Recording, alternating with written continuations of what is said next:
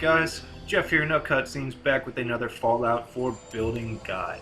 And this time I'm making Sole Survivor mini shacks. Basically, just for one or two people, you or your companion, you or Dogmeat, you and Piper, whoever you want. And I built 3 examples and we're going to go ahead and just build them each. So they're really easy, maybe take about, anywhere from 3 to 8 minutes, just depending on which one.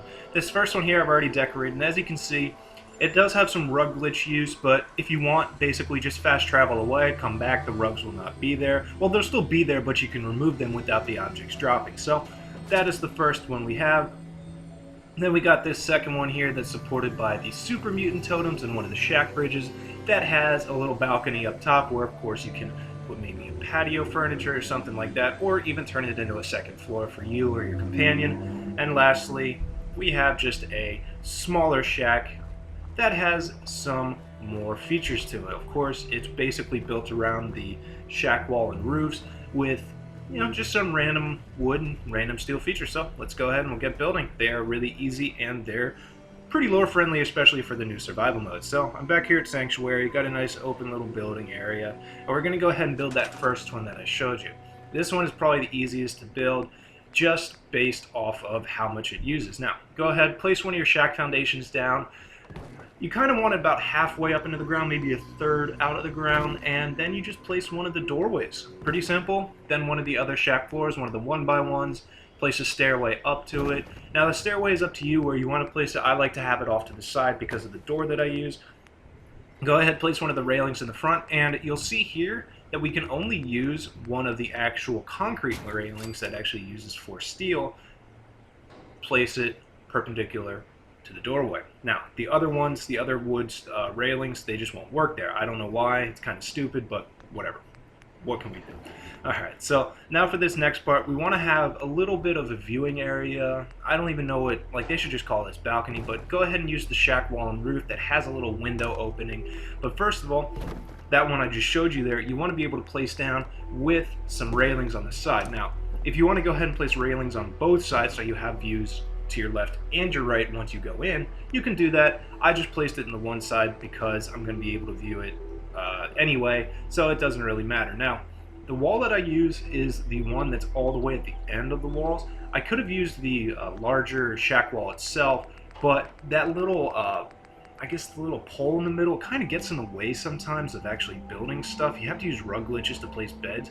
This one I just like because you have another little window so you can see there. On the other side, change it up, use one of the metal walls. Again, it's really easy because you can kind of do it however you want it and make it your own style. If you want to do all metal, all wood, go ahead. If you want to follow me here exactly, please do.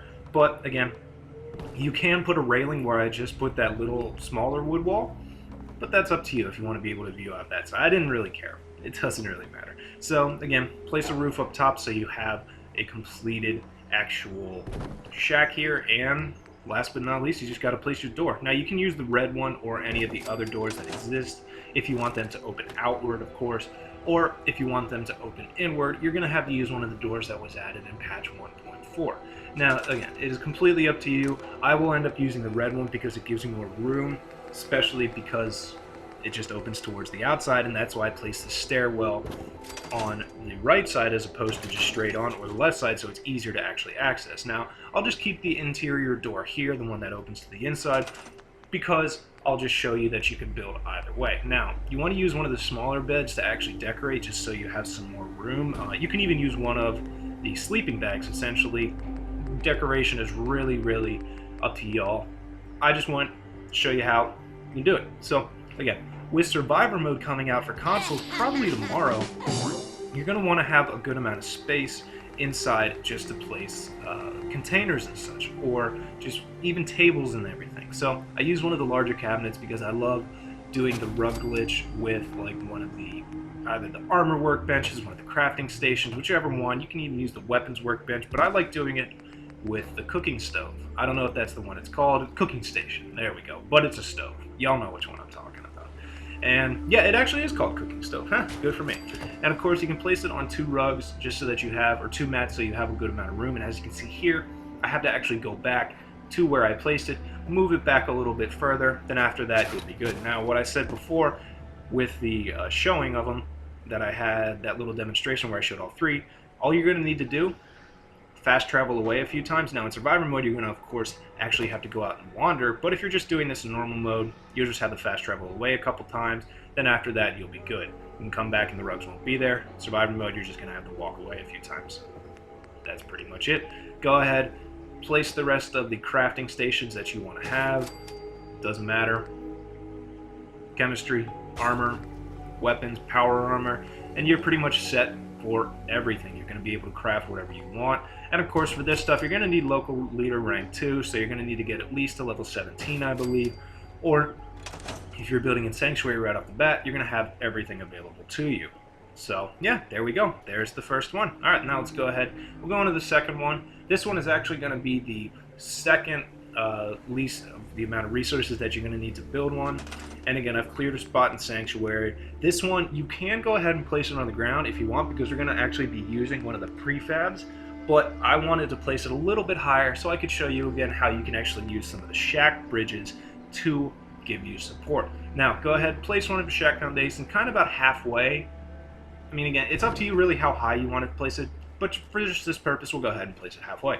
Now, I changed up the design a little bit, just a tiny bit. I didn't actually use one of the shack wall and roofs on the front side, but I used it on this side here, of course, so that I could actually give you some area to work with. Now, this next part here, it doesn't really matter which wall you use, or shack wall and roof. I just wanted to use this one to show you that you can do it with pretty much any of the walls. But first of all, we're going to need to be able to place one of the railings, and the railings that actually work are these ones right here. I don't know why, but the other railings just don't work with that wall piece. So again, place one of your shack floors right off the edge there. Do it for the other side if you want to as well, but since I'm going to be placing a corner, we won't need to. Again, it's really weird that that balcony railing is the only one that actually works with that wall.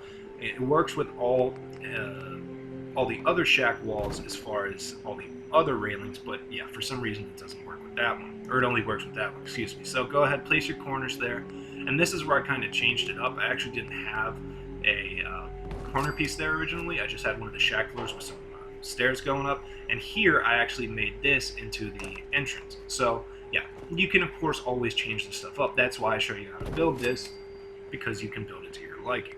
Now, place one of the steel walls here to give it a little bit more variety, make it look like it's actually being built, like you just found these materials, because I don't want to even use concrete for the most part until like on a higher level, or until I have like a bunch of settlers that I believe could help me actually build that stuff, because I'm going to be role-playing survival extremely hard. Now, again, I build these because they just don't use a lot of resources. I'll even have a total for you at the end of the biggest one, and all of these use less than that biggest one. So basically, again, you're going to want to be able to place an area where you can actually go up and get into your structure. There you go. Go ahead, place some railings on the outside. Up to you which ones you want to use. I just use those so I can show you which ones you're going to actually need, and use the shack bridges for support underneath, because you don't want it floating. Of course, you can always just use those, pylon foundations, but I actually like using the bridges because I feel like it's something that would, again, be built out actually in the Commonwealth. It looks more lore-friendly than even using the shack bridges and having things hanging off of it. Pretty cool. So pretty much this one's already finished. It's a really, really big one on the inside. Actually, it's even bigger than the other one, because the other one, it's really only a 3x2 build. This one is actually like, I think it's a 4x3, so you get even more space. You can fit about 3 beds in here if you just want to have like a really small, kind of raider style shack or enslavement build.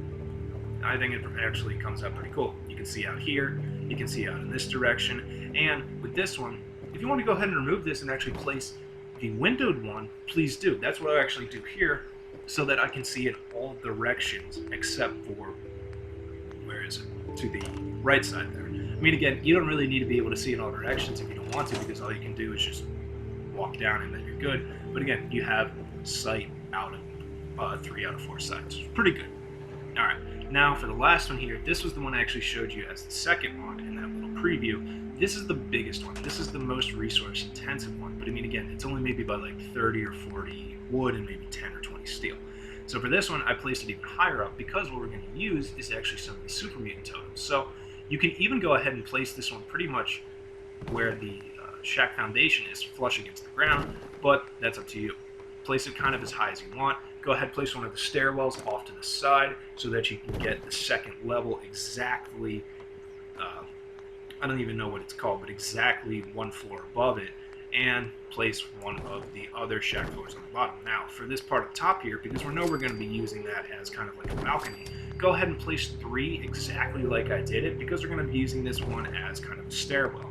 Now, I'll show you how to do this again, because I kind of did it pretty quickly here, but essentially you want to do the same thing on the bottom side here, where you have 3 and 1, of course, sticking outside. So again, what we're going to do is we're going to take this away, we're going to remove these, and I'll show you exactly what to do again.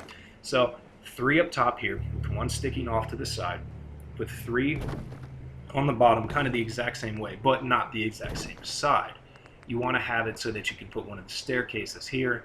Always use that one. I hate the other one just because I don't know why they even have it. I think it's kind of silly because you can always make it completely flush if you use the stairwell to get your level. Now, go ahead and place your railings on the outside, because if you actually used one of the walls, you wouldn't have any spacing for the roof, and it would just look silly if there's just a wall sticking up. I mean, that's up to you if you want to use it, but I just don't like that. Now, this one here, I'm actually going to use the metal wall, but of course, the metal walls won't snap to the existing 1x1, or the existing 1x1 wall.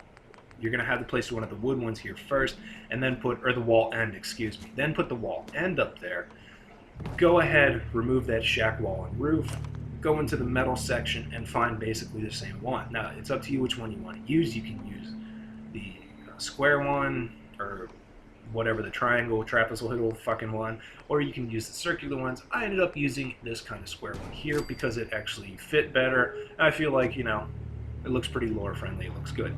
Now, you're going to, of course, need to make some other walls here, but the one that we actually end up using is that flat wall one, because it is going to look the best. If you have one of the other shack wall and roofs, it's going to be angled and it looks like, those 1x1 shack floors up top aren't even supported by anything except for where it's like teetering on the edge. Now again, you're going to have to place this railing. It's only going to work with that railing for some stupid fucking reason. I don't know why. Fix it, Bethesda, please. I mean, I know it's a small issue, but it would be nice to be able to use other railings. Go ahead, do what I did there with the shack floor, place the railings on the side, place your wall back up there. Now you have it supported fully. Cool, you're good to go. Again, this part here, we're going to make a little doorway so you can actually get in, of course. You can use the metal doorway. I already used one of the metal pieces, so I was like, yeah, fuck it, I'll just use one of the wood ones. You can even use the new power doors if you want and place one of the roof pieces up there so it actually looks flush. And you can place one of the concrete door pieces. You just have to find the right angle so that it'll snap. Again, I'm not going to use concrete for a while, or until I have a bunch of settlers where I feel like I could actually make some concrete, mix it, pour it, whatever. I know that's kind of stupid because it's available to you, but go ahead, do what you want. This part is just an information build. Now, Sanctuary sometimes limits you on what you can actually put down, but again, with this door, you're only going to be able to put the actual, the concrete metal railings. You're not going to be able to put the wood ones for some reason. I don't know why. Fix that too, Bethesda, please. That would be awesome. So initially I tried here so that you could just go straight into it. You didn't matter which door you used, but with the foundation that's built already, a Sanctuary, like the base one there, sometimes you just can't actually have your staircases go through it. So I ended up just moving this one over. Easy fix. You'll just kind of have to guess and test if you want to do it in Sanctuary, or again, these are being able to build wherever you are as kind of your own little Soul Survivor shack. So we have this already completed up there. Base is built. Cool. Alright, now we'll finish off the top here. Just put some railings, and again, this part you can go ahead, make it a second floor for yourself, like a penthouse. Have your companion downstairs so that they can alert you. Let it with tripwires, because I'm going to capture some gunners and shit and maybe have them attack me, because I don't want to be just having these as kind of like a settlement base. I want to be attacked and shit. That seems fun to me. I don't know. It's kind of just your perspective and your opinion on it, but I want to be attacked. I like that part about settlements. I like being, especially in survivor mode, I think that's going to be pretty cool. Now again, the door is completely up to you. I just want to have this red one here because it opens to the outside, gives you a little bit more space. But if you want to have it open to the inside, you're going to have to use one of the last 3 doors here from patch 1.4, just like in the other little shack build. So, yeah. personal preference, I'm going to have the red one. But now we're actually going to go ahead and finish the supports. You can use the shack bridges if you just want to be, not lazy, but it still looks pretty good. But I wanted to go ahead and use one of the super mutant totems so that it looked, just a little bit more Raider-ish. And you can even use the Raider poles, but the super mutant totems look like they actually give a good amount of support. They're like the pylons. You can even use the concrete ones if, like you say, or like I say before, you have the amount of settlers where you feel like you can actually make concrete if you're playing a super lore role-playing build. Now, these ones here, that's why I actually ended up placing that shack foundation kind of high up, almost to where it's flush with the ground, because the first totems here are about 2 floors high, or 2 stories high, excuse me. Go ahead, place them on the 2 mats so you can do the rug glitch. You're not going to be able to place them through the actual floor themselves, but you'll be placing them with the rug glitch anyway, so you can go ahead and just move them pretty much wherever you want. Now, rule of thumb, if you place them kind of where you want them to end up being and kind of go down slowly with the right thumbstick, they're going to pretty much be as close to that as possible. So again, yeah, it's really easy to do. Basically just put them on 2 mats. That one's already pretty much perfect. I like how it looks. I like how it's flush, or almost flush to the sides there. And I mean, there's a little bit sticking out, but we'll remedy that once we take away the mats, because the totems themselves will drop. Now again, you just have to do it for the second one. Go up, check. I know it's going to be a little bit off, so I'll go ahead and move it myself. I think I ended up moving this one a little bit more, but I can't remember. This one might actually be perfect too. Yeah, no, I'm good with that. Alright, so now we have it completely built. It looks really good. Make sure you quick save before you remove stuff, just in case it like jumps up too much or jumps down, because you don't want to have to be, set with that. Now, it's going to look like it's vibrating a little. Pick it up, just drop it. Don't actually do anything else. It will stop vibrating. Do the same thing with the second one. Go up, check your level, make sure it's all good. If it's good for you, you are set. There you go. Now we'll just go ahead and you can decorate it however you want. You can make this one like a bar or something. These are just shacks, again, where you can actually make in any settlement for very little amount of resources. I even have like the Totos here, where this last one, that was the most resource intensive one. That cost the most amount of resources. So it actually used 126 wood and just 70 steel, and that was it. And personally, I think they look pretty good. They're pretty lore friendly. You can decorate them again however you want. Now that's going to, of course, increase your use of resources a little bit, but maybe up to 200 total, like just even for this stuff, because again, as you can see here, each piece of bed or chair or whatever, or seating, maybe uses 5 to 6 wood, maybe 4 or 5, 6 steel. Like this one even uses 4 wood and 2 steel. That's pretty much nothing. So again, you're maxing out at maybe 200 wood, about 100 steel. You can even find that and go buy that through Diamond City, or pretty much if you have local Leaderite 2 and you have a trader set up, or if you have Trashcan Carla coming to Sanctuary, you're going to be able to do that pretty much right off the bat. And if you just scrap everything in Sanctuary like you should and then take it with dog meat, it's going to be real easy. So, thanks for watching, y'all. Let me know what you want me to build for the next one. Peace. See you guys later.